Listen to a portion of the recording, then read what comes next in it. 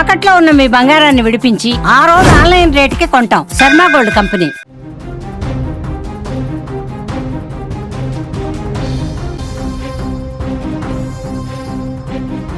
శబరిమలలో మండల మకర విలక్కు సీజన్ ముగిసింది. ఉదయం 6:45 ద్వారాలన్నీ కూడా మూతపడ్డాయి. పందలం రాజకుటుంబ ప్రతినిధి చివరి దర్శనం చేసుకున్నారు. తిరుగు ప్రయాణమయ్యారు పవిత్ర తిరువాభరణాల బృందం. అలాగే లక్షలాది మంది భక్తులతో విజయవంతమైందని ఈ యాత్రని కూడా చెప్పుకోవచ్చు. ఫిబ్రవరి 12న తిరిగి ఈ ఆలయం తెరుచుకోనుంది. కేరళలోని శబరిమల శ్రీ అయ్యప్ప స్వామి ఆలయంలో 2 నెలలకు పైగా కొనసాగిన మండల మకర విళక్కు తీర్థయాత్ర సీజన్ మంగళవారం ఉదయం ముగిసింది.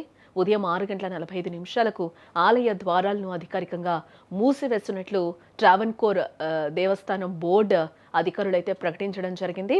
పందలం రాజకుటుంబ ప్రతినిధి పునర్తమ్నాళ్ నారాయణ వర్మ అయ్యప్ప దర్శనం పూర్తి చేసుకున్న అనంతరం ఆలయాన్ని మూసివేయడం సంప్రదాయంగా జరుగుతూ వస్తుంది. ఈ రోజు కూడా అదే జరిగింది. మంగళవారం ఉదయం 5 గంటలకు ఆలయంలో నిత్యకర్మలు ప్రారంభమయ్యాయి. సంప్రదాయం ప్రకారం తూర్పు మండలంలో గణపతి హోమం నిర్వహించారు. అనంతరం పవిత్ర త్రివాభరణం తిరుగు ప్రయాణం ప్రారంభమైంది. 30 మంది సభ్యులతో కూడిన బృందం పెరియస్వామి మరుతువణ శివంకుట్టి నేతృత్వంలో పవిత్ర ఆభరణాలను అదే మార్గంలో పందలం శ్రీంబిక్కల్ ప్యాలెస్కు తీసుకెళ్తుంది. ఈ బృందం జనవరి 23న పందలం చేరుకుంటుందని టీడీపీ అధికారులు కూడా చెప్తూ ఉన్నారు. అలాగే ఆలయంలో ప్రధాన పూజారి ఈడి ప్రసాద్ నంబూతిరి స్వామి అయ్యప్ప విగ్రహానికి విభూతి అభిషేకం నిర్వహించారు.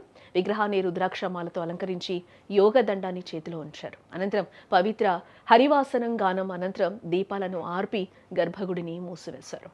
సంప్రదాయం ప్రకారం ఆలయ తాళపు చెవులను పందల రాజకుటుంబ ప్రతినిధికి అప్పగించడం జరిగింది. ఆ తర్వాత ఆయన పవిత్ర 18 మెట్లు దిగి సంప్రదాయ ఆచారాలు పూర్తి చేసి శబరిమల పరిపాలనా అధికారి ఎస్ శ్రీనివాసన్కు తాళాలు అందజేశారు. ఈ కార్యక్రమంలో Devaswom executive officer O G Biju మేల్శాంతి పాల్గొన్నారు. నెలవారీ పూజల ఖర్చుల కోసం ఉంచే డబ్బుల సంచిని కూడా సంప్రదాయం ప్రకారం అప్పగించినట్లు టీడీపీ అధికారులైతే వెల్లడించారు.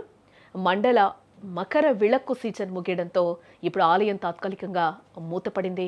అయితే ఫిబ్రవరి 2026లో జరిగే నెలవారీ పూజల కోసం ఆలయాన్ని మళ్లీ తెరవనున్నారు అధికారులు. టీడీపీ విడుదల చేసిన షెడ్యూల్ ప్రకారం కుంభం మాసపు నెలవారీ పూజలు ఫిబ్రవరి 12వ తేదీ సాయంత్రం 5 గంటలకు ప్రారంభమై ఫిబ్రవరి 17వ తేదీ రాత్రి 10 గంటలకు ముగుస్తాయి. ఈ సమయంలో కూడా భక్తులు స్వామిని దర్శించుకునే వెసులుబాటు ఉంటుందని కూడా అధికారులు చెప్తూ ఉన్నారు. దర్శన టోకెన్స్ అలాగే ఆన్లైన్ బుకింగ్ భద్రతా ఏర్పాట్లు గతంలో మాదిరిగానే కొనసాగుతాయని కూడా అధికారులు చెప్తూ ఉన్నారు.